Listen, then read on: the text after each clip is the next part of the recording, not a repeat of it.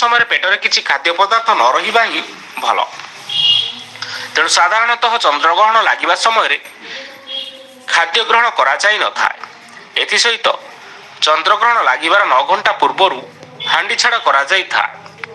ତେବେ ଏହି ଚନ୍ଦ୍ରଗ୍ରହଣର ସୂତକ ସମୟ ବା ପାକ ନିଷେଧର ସମୟ ହେଉଛି 7 ସେପ୍ଟେମ୍ବର 2025 ରବିବାର ଦିନ 12ଟା ବାଜି 57 ମିନିଟ୍ ଏବଂ 33 ସେକେଣ୍ଡରୁ ଆରମ୍ଭ ହେବ ଓ ମଧ୍ୟରାତ୍ରି 1 ବାଜି 26 ମିନିଟ୍ ଏବଂ 42 ସେକେଣ୍ଡ ପର୍ଯ୍ୟନ୍ତ ରହିବ।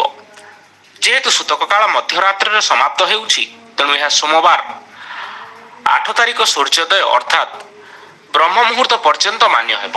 ଏହି ସମୟରେ ଦେବନୀତି, ରନ୍ଧନ କାର୍ଯ୍ୟ ଓ ଭୋଜନ କାର୍ଯ୍ୟକୁ ସମ୍ପୂର୍ଣ୍ଣ ରୂପରେ ବାରଣ କରାଯାଇଛି। ସୂତକ କାଳ ସମାପ୍ତ ହେବା ପରେ ସ୍ନାନ କାର୍ଯ୍ୟ କରି ଚନ୍ଦ୍ରଦେବଙ୍କୁ ଦର୍ଶନ କରିଲା ପରେ ଯାଇ ଆପଣମାନେ ସନ୍ଧ୍ୟା ଆଳତି ଓ ରନ୍ଧନ କାର୍ଯ୍ୟ ଆରମ୍ଭ କରିପାରିବେ।